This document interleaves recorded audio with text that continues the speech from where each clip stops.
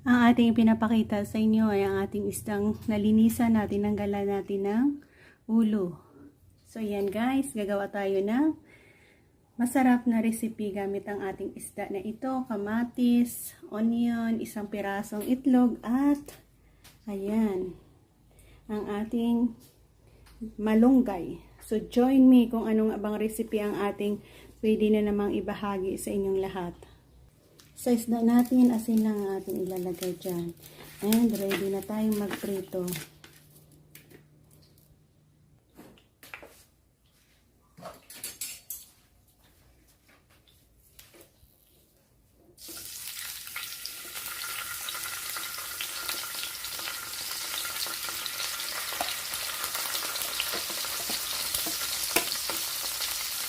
Pritong isda. Yan ang ating first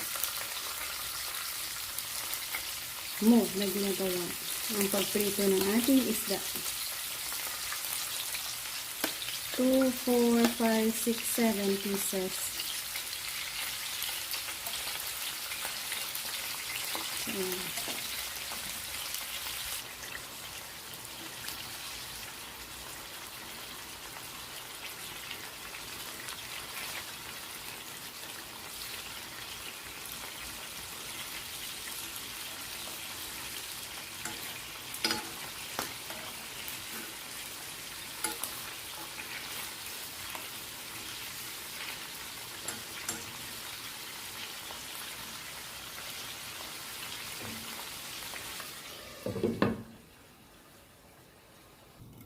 At ganito ang ating crispy na hinahanap.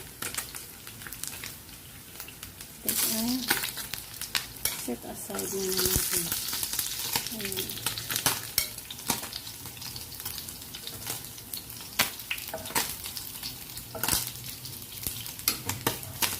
At ayan na, na-set aside na natin. Bawasan natin ang mantika. Madami kasi. Kunti na lang ang natira. Doon tayo sa pag-isa ng ating onion.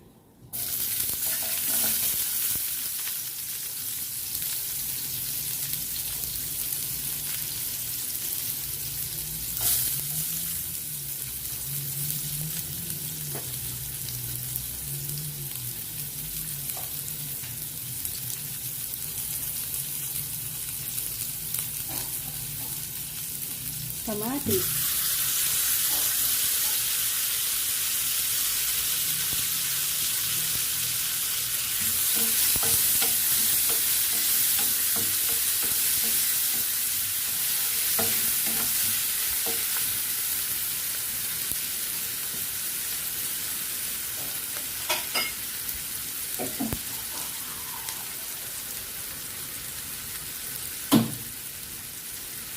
Ayan, lagyan natin sa patubig para palambutin ang ating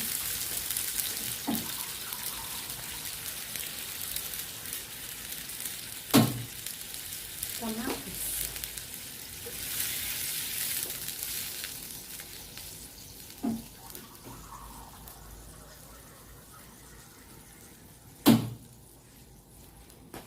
Ayan, 4 na baso.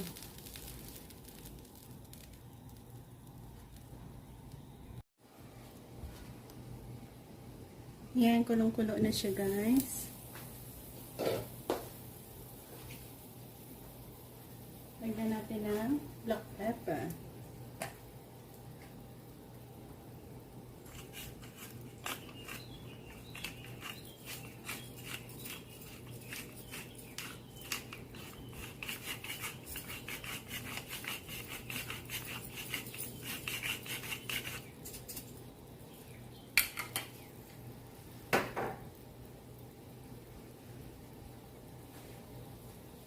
Konting asin.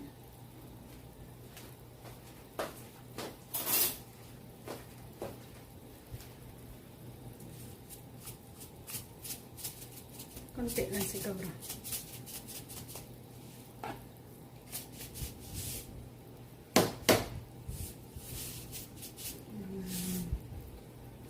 Hindi makalabas ito.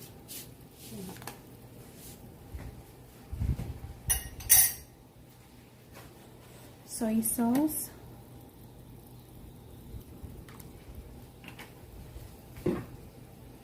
Vinegar.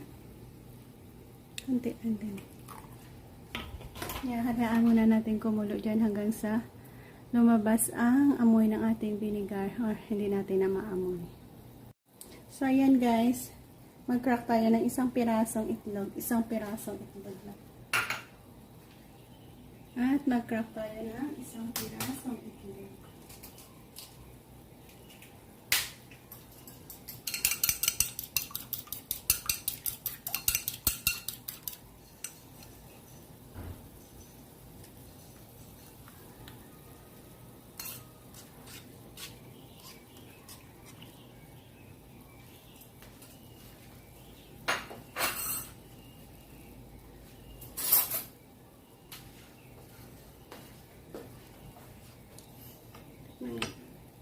Sakto ba?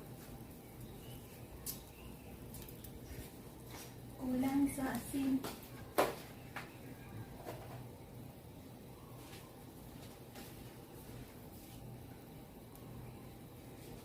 Dagdag tayo konti asin pa.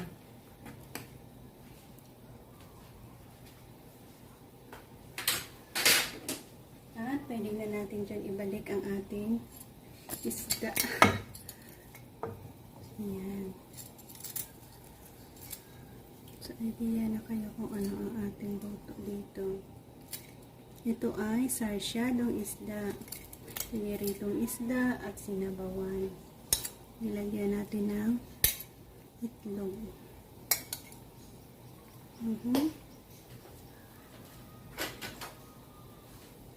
At ang ating last touch, lagyan natin siya ng malunggay. Masarap.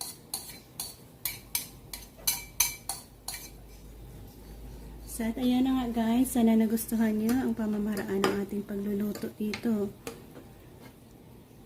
Nagkaroon na naman tayo ng masarap na recipe. And off na natin yan.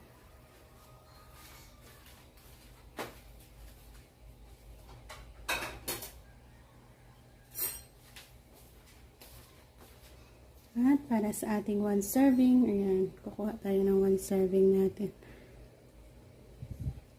Para sa ating masarap na sinabawang isda na ito. Or dito na natin ilagay lahat. Konti lang naman to.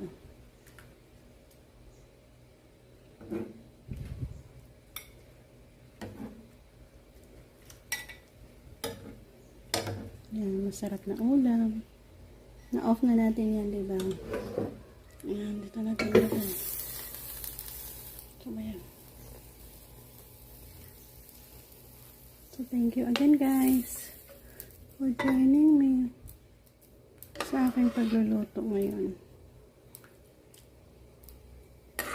Ito ang ating sarsyadong isda na recipe.